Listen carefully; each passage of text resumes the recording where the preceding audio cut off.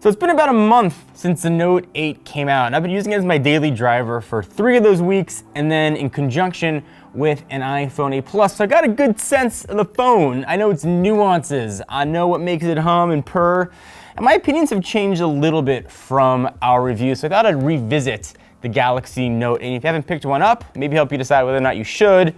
And if you bought one, perhaps, or perhaps not, justify your purchase. So let's start with the good on the Note 8.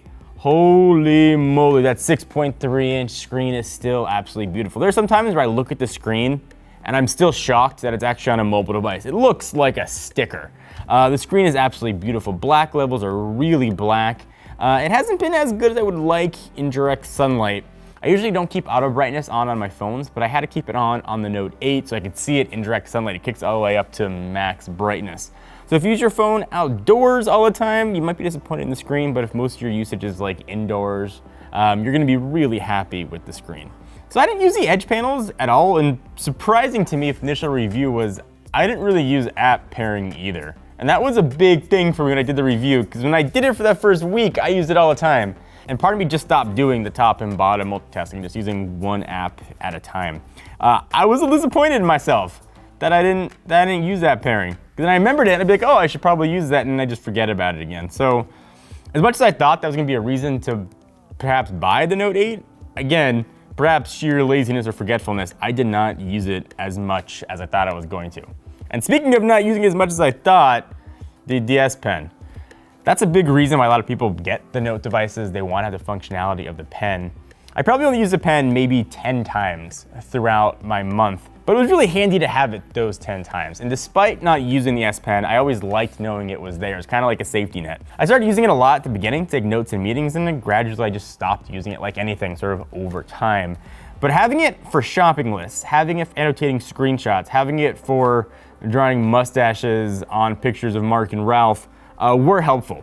I didn't find myself making many GIFs or animated pictures on it as often as I thought I was going to, but I really like having the safety net of the S Pen. I know that's kind of doesn't make that much sense. I didn't use it, but I like having it. I don't know. Perhaps I'll use it more as I keep using the phone, but I was shocked that I didn't use it as much as I thought I was going to. But what I did use more than I thought I was going to was the camera. So these cameras are absolutely incredible. We covered them at length in the review.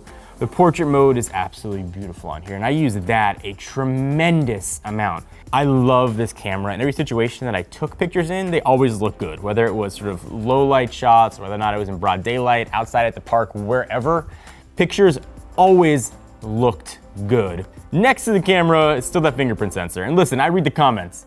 You guys think I'm overblowing the location of Fingerprint Reader. You think, oh, you put a case on it and you could find it. Well, I don't have a case on this. I got a dragon skin, D-brand skin on the back because the black one's a fingerprint magnet, which coincidentally, if you want to check out, we'll link to it down below. That fingerprint reader is a joke to me. I never use it. When I can find it with my finger, it doesn't work all that often. I find myself using the facial scanner and the iris unlock more than I use the fingerprint reader, but perhaps that's a testament to how many different options you got to unlock your phone. If you don't like the location of that, or you're left-handed and it's hard to find, there are other options, but I hope for the next gen phone or the S9, they move it somewhere or get rid of it. Just put it somewhere where I can reach it. And you can yell at me again in the comments. The 3300 milliamp hour battery, my thoughts on battery life is kind of the same from the review. It's good. I can get through a full day, which is what matters. I wish I could get through like a day and a half, or a day of heavy usage, or a day of video streaming. I do like having the fast charging. That's nice to plug in for 10 or 15 minutes. But the fact that I can just put it on a wireless charger I'm sitting at my office really alleviates, for me, a lot of battery concerns. Other intangibles that I love about the phone, the always on display, I still really like. So before you guys tell me that Samsung Pay is the same as Apple Pay and Android Pay, it does the same stuff with an extra trick. In terminals that don't accept tap to payment, so don't take NFC, Samsung Pay will still work. It'll put out a magnetic field like your credit card. You just hold it next to the terminal, making it work almost anywhere. So I still really like having Samsung Pay on here. The phone is still fast. I don't know if it's psychosomatic because the extra 2 gigs of RAM versus the S8 Plus. 6 gigs of RAM is nice, probably not necessary, but I never had any slowdowns, never had any stutters. I didn't have sort of OS lag that some people claim Samsung has. In fact, I really like the software that Samsung has on the device. Now, I wish it had Oreo already. Who knows when that's gonna come. If you want the latest software updates, you're gonna wanna look at the Pixel 2. But if you want a phone that's a really overall good package, that's got decent enough battery life, an incredible camera, a beautiful screen, perhaps a poorly placed fingerprint reader on the back, but a lot of other options to unlock your phone, get the Note 8. I can still absolutely recommend the Note 8. So if you haven't tried it, try it. If you're thinking about switching, just do it. There are deals to be had right now. It's an incredible phone, perhaps my favorite device out there. What do you guys think about the Galaxy Note 8? Did I echo your sentiments? You guys gonna yell at me about the fingerprint reader? I wanna know your thoughts. Leave in the comments down below. Until next time, I'm John Rettinger from Techno Buffalo.